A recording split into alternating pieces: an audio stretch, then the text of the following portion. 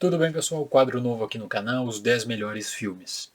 Quando eu estava fazendo minha pesquisa para o meu novo livro, Histórias do Oscar, os anos iniciais, o link para quem quiser adquirir está aqui na descrição, está em pré-venda, lançarei agora em maio. Eu comecei a fazer algumas brincadeiras assim. Poxa, Sunrise, que venceu um dos prêmios de Oscar de melhor filme em 29. Que lugar está Sunrise na lista dos meus filmes favoritos do seu ano de produção, 1927? Que lugar está Wings? Que lugar está Underworld? Então comecei a fazer uma lista e comecei também a explorar outros filmes do ano. Eu queria compartilhar os resultados com vocês. Vamos começar a partir de 1927, acho que por dois motivos. Primeiro, ano de fundação da academia, quando Douglas Fairbanks ele reúne alguns outros executivos e amigos para fundar uma organização que a princípio seria mediadora de conflitos entre estúdios e sindicatos, e aí depois começa a premiar os pares a partir de 1929. E um outro motivo também é que 1927 é o ano da popularização do som do cinema com Jazz Singer. E aí uma noção à parte, Jazz Singer ele não está na minha lista, ele não é para mim um dos 10 melhores filmes de 1927, mas ele tem que ser reconhecido, porque a Warner investiu muito dinheiro nesse filme e conseguiu também muito dinheiro, é verdade, e eles utilizaram com The Jazz Singer o sistema Vitaphone, que fez enorme sucesso no final da década de 20, com uma faixa própria de áudio, né? Sound on Disc, que aí ela era reproduzida dentro dos cinemas com um fonógrafo e gerando, no fim, a sincronização áudio e vídeo, algo que foi extraordinário e que rendeu muito dinheiro para a Warner na época. The Jazz Singer atualmente causa extrema polêmica no meio acadêmico por conta do blackface que a gente viu nessa cena. Duas correntes, uma corrente que diz que o filme é racista e outra corrente que diz que o filme não é racista porque o blackface era usado no teatro e como o Jazz Singer faz a transição teatro-cinema, e essa é a proposta do filme, eles apenas estavam utilizando algo que na época não tinha conotação racista que teria anos depois. Mas vamos para a lista. Em 10º lugar eu deixo Napoleão de Abel Gance. Para quem não sabe, ele foi um dos pioneiros da teoria da montagem. Os cortes rápidos e a câmera fluida criaram um dinamismo inédito até então no cinema mudo. É um épico com mais de 6 horas de duração e que foi distribuído na Gaumont não apenas na Europa, mas também nos Estados Unidos. Tanto é que por muitos anos foi considerado como o principal filme da história da França. Pouca gente sabe, mas o Kubrick ele planejou fazer um filme sobre o Napoleão e ele pegou muito da base teórica do que o Abel Gance apresentou em 1927.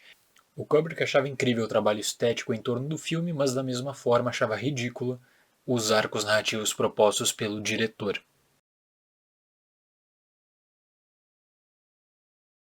Em 9º lugar, It. O filme é lembrado por popularizar a expressão It Girl, que foi usada constantemente até o final da década de 1940 como sinônimo do sex appeal feminino. Destaco a construção da Paramount em torno da protagonista, Clara Bow, uma das grandes estrelas do cinema mudo, e também a sólida direção e trabalho de construção e desenvolvimento de personagem.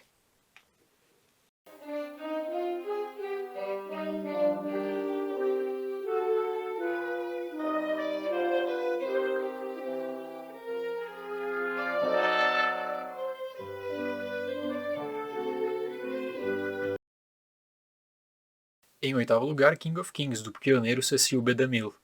É um épico sobre os últimos dias de Jesus e foi o segundo longa da trilogia bíblica do diretor.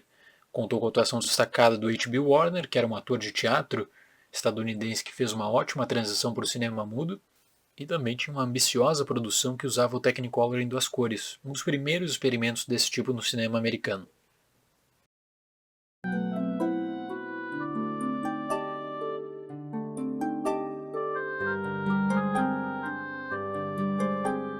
Em 7º lugar, Underworld. Após uma breve passagem do diretor Joseph von Sternberg pela United Artists e pela MGM, a Paramount decidiu contratar seus serviços. E Underworld seria o primeiro projeto de uma trajetória marcada por inúmeros sucessos. É também um dos primeiros filmes da história do cinema sobre gangsters, e a reação extremamente positiva do público despertou atenção e potencial do gênero para outros estúdios, que correram para investir nesse tipo de história até a posterior censura implementada pelo Código Reis.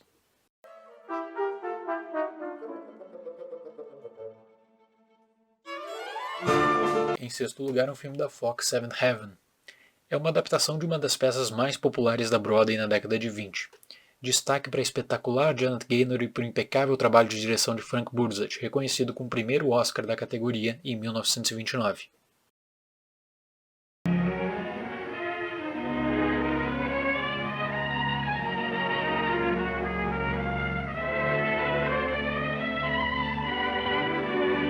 quinto lugar, The Kid Brother. A deliciosa comédia de Harold Lloyd foi um sucesso de bilheteria na época. Também considero como o melhor filme de Lloyd por conseguir construir arcos narrativos em torno do drama, do romance, sem deixar de lado seu viés humorístico, criando um ótimo desfecho.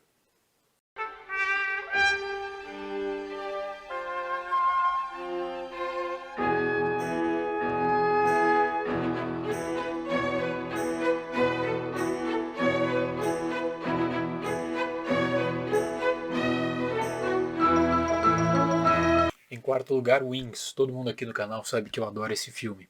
É a maior produção do cinema mudo, e Wings foi premiado com um dos 2 prêmios da Academia na época para melhor filme.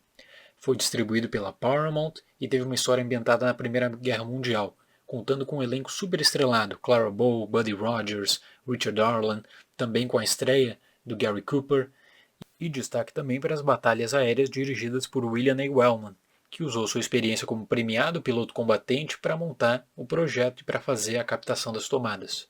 Conta com uma ambiciosa fotografia, uma ambiciosa montagem e um dos tracking shots mais famosos do cinema mudo.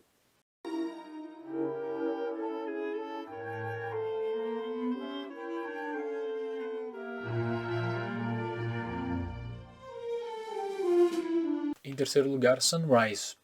O longa de F.W. Murnau contou com o aporte milionário da Fox, que teve um prejuízo enorme na bilheteria. Ainda assim, o melodrama clássico estrelado por George O'Brien e Janet Gaynor foi reconhecido com outro prêmio de melhor filme no Oscar de 1929 e tem uma das experiências narrativas mais marcantes da década.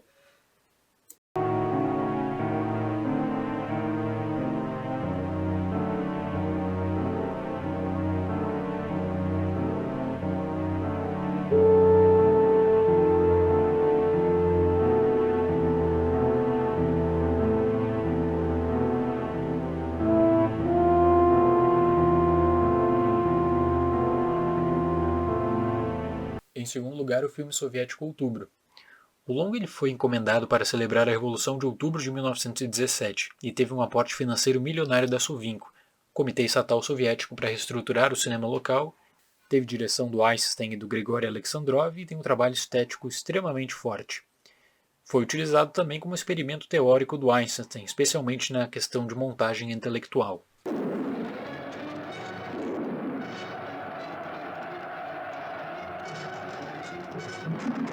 E em primeiro lugar, Metrópolis. Eu acho que não poderia ser diferente. Se eu tivesse que recomendar um filme dessa lista para você buscar, seria este filme símbolo do expressionismo alemão, que é uma obra de arte dirigida pelo Fritz Lang. Foi cultuada por críticos e cinéfilos desde o seu lançamento e foi o primeiro longa considerado pela Unesco como registro de memória do mundo. Trabalho estilístico de primeira linha e uma experiência inesquecível.